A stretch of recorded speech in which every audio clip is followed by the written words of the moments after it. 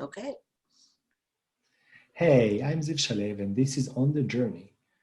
Every week, On the Journey explores the intersections of wellness, spiritual inquiry, mental health, personal growth, and purposeful living through the eyes of the people we interview. So, to begin, I'd love to hear, Lucy, about you, about your background, about your journey, your spiritual journey, your wellness journey. How did you get to become a coach? Well, hi, I'm Lucy Seligman. I'm based in the Bay Area, which probably you know is on fire at the moment, but so far I haven't been evacuated. I grew up in Hollywood, actually, and my father was a TV and film producer, and I lived there until I was 18. Sadly, he died when I was quite young. It's interesting when you ask that. My kind of journey, I went to Japan when I was 15, and it totally changed my life. I ended up majoring in college in Japanese and Japanese culture. I did junior year abroad for college in Tokyo, and I actually ended up living in Japan for over 13 years. This kind of link of Japan and speaking Japanese and having lived and worked there continues to this day. My coaching company is called Zen Coaching with Lucy, and I also have a Japanese food blog because for many years, almost the whole time I was in Japan as an adult, I had my own cooking school and was a food historian and recipe developer for Japanese dishes. So this kind of, it always comes back to Japan in one way or another. My journey as a coach, I actually started as a clinical and medical hypnotherapist. And how that started was I had had rotator cuff surgery a number of years ago, and I was having a really hard recovery. And I literally woke up one morning and said, hypnosis. And I had totally forgotten that I had used hypnosis when I was 18 for the first time for pain management after, if you can believe it, a folk dance accident. And that was, I never knew, I could be hypnotized. And throughout the, when I was in my late teens and 20s, I used hypnotherapy a number of times for pain. And I also, out of the blue, developed total fear of flying. And I was going back and forth between Japan and America quite a bit. Those are very long flights. And to have fear of flying as bad as I did, it was just unbearable. So when I woke up and said hypnosis, I literally started researching what schools were in the Bay Area. And 3 months later, I started my training as a clinical hypnotherapist. And it was for over a year.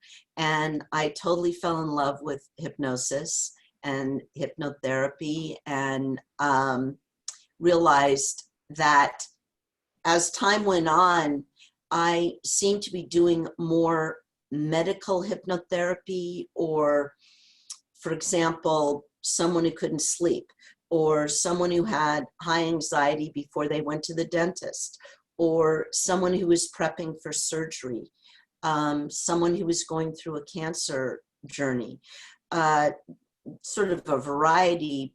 I kind of never know when people find me what they want to work on. But I went back and did more training as a medical hypnotherapist, and I've continued to have a part-time practice for a number of years. The coaching kind of came in because my hypnotherapy clients were, you work with somebody, hypnotherapy tends to be fairly short in terms of sessions, but they wanted to continue. And they didn't want to talk about, whatever the issue was. They wanted to expand their work with me. So I realized after a couple of years, I was coaching them. I might not be officially or a coach, but that was kind of the direction I was doing. So sort of where I'm at right now is when I work with someone as a life coach or as a Zen coach, I am lucky. I have all my hypnotherapy tools I can bring into, you know, my toolbox, as well as all the tools that I've learned as a coach. And my training as a coach is with Wisdom of the Whole Coaching Academy, which ironically is here in the Bay Area. But since it's all done by online, of course they could be anywhere. And their approach is very much my approach, that we are holistic. When we look at an issue in our lives, whether it's personal or professional, it really impacts the whole you. And it really impacts the body, mind, and spirit. So that's sort of my hybrid when I work with somebody. I don't want to just hear your work issue or whatever, because that connects to other parts of you. So that's kind of in a nutshell what I'm doing. One hell of a nutshell. Yeah, it's kind of a big nutshell, but it's a lot of fun because I love working with different clients. And, my background as a healer, whether it's as a hypnotherapist or as a Reiki master, which I also am now, although I'm not doing Reiki in person because of COVID, or as a coach, it's all intertwined. So Lucy, I have so many questions to ask. I will try to be a grown-up and do it slowly, but there are so many questions. So the first one, it's about hypnotherapy or hypnosis. I think for many people, hypnosis is somewhere between crazy magic to a crazy shortcut. Sometimes when you hear or see a hypnotherapist, you say, why do I need anything else? I will just go to the hypnotherapist and he will tell me that I'm healed and everything will be fine. So if you can tell us a bit about, in short, I know there are books about it, but in short, what is it, hypnotherapy, and how do you use it? What use cases it can be effective and when it's not? Yeah, that's a really good question. I mean, there are stage hypnotists, and it's performance. It's very, yes, they can, if you're willing, they can make you quack like a duck or, do whatever. That is like way out there. That's so different from what clinical or medical hypnotherapy is. When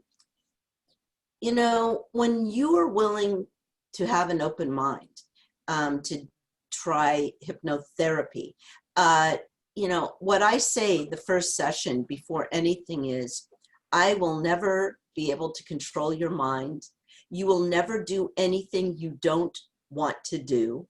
And, unless you want to quack like a duck, you will never quack like a duck in one of our sessions. One thing that people don't get if they've never done hypnosis or hypnotherapy is very interactive.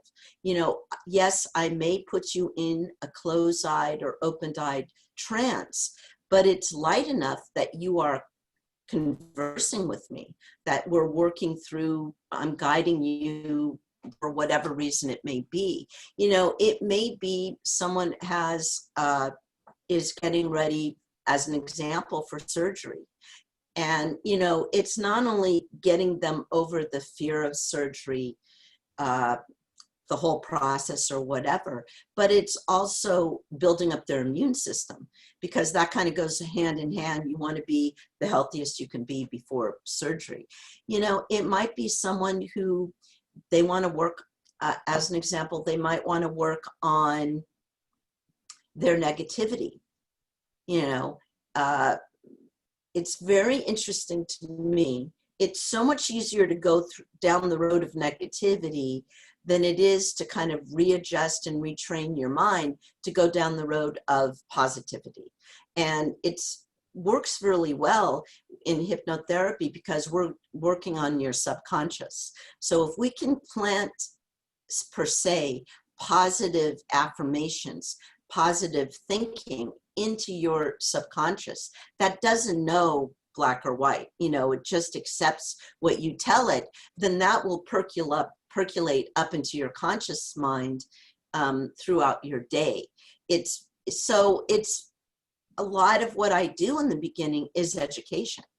And once we've kind of gotten through that, and once I have seen, I only work on Zoom or Skype or whatever. I want to see my client because I can tell if they're in trance or not, and if I need to make it a bit deeper trance, or do I need to lighten the trance so that they can communicate with me? So if people are open-minded and come to the table that way, it can be a very successful complementary technique to whatever they're working on or want to work on. I hope that answers it. Yeah, totally.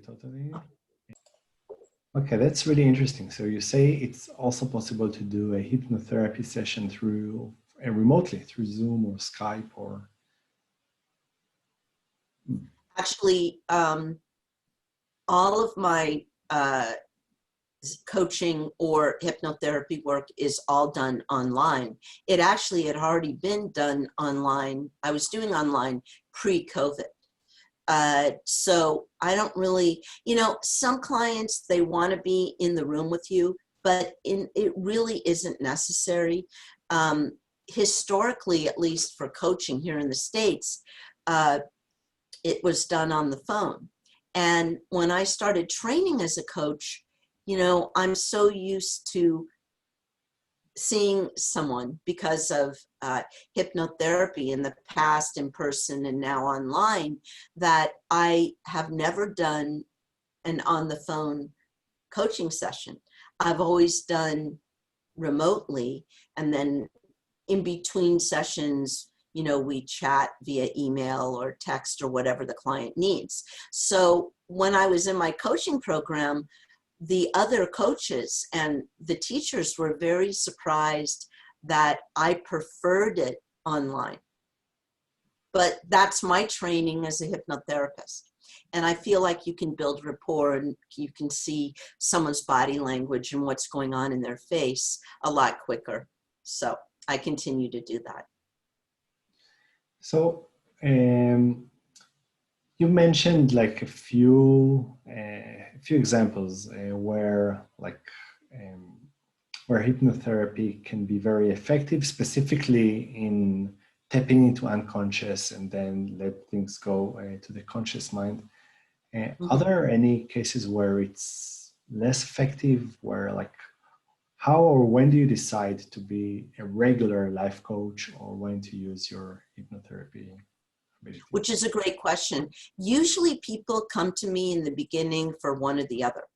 However, I also do EFT, emotional, freedom technique. And they might, see that on my website and go, oh, that looks really interesting, or they might say, I've never done hypnosis. I hear it's good for X, Y, or Z. I'd like to try it. I had a client for a long time. She originally came to me for hypnotherapy, but after a couple of sessions, she realized what I really need is life coaching. I'm starting a new job and I really need help navigating that. So we kind of switched into that. I wouldn't say there's nothing you can't do in hypnotherapy. It's more a question of, do I have a rapport with the client, and does the client have a rapport with me? There have been a couple of times where I've realized it's not working, whether they couldn't be hypnotized because they were so resistant or so fearful, or it just wasn't the right modality for them, or I wasn't the right hypnotherapist. I mean, it happens. If that happens, the other thing actually is it might be it's not hypnotherapy that they need. They might need a counselor or a therapist for the specific issue they want to work on. If that happens, I'm very open with the client and say, look, I can give you a referral, or I think this type of modality that I don't do might be more useful to you for this issue. That type of thing goes on. There's been a couple of times, not many, where the person just couldn't be hypnotized. And, I have a very frank conversation with them about that. And again, it might be they should try something else, whether with me or someone else. So it happens. Of course. Yeah. So you've, you know, you've, you're a life coach and a hypnotherapist. You worked, I guess, with many people. And if you can give me a piece of advice, one thing that if I will change in the way that I live, my life would be better, what would it be? What can I do tomorrow?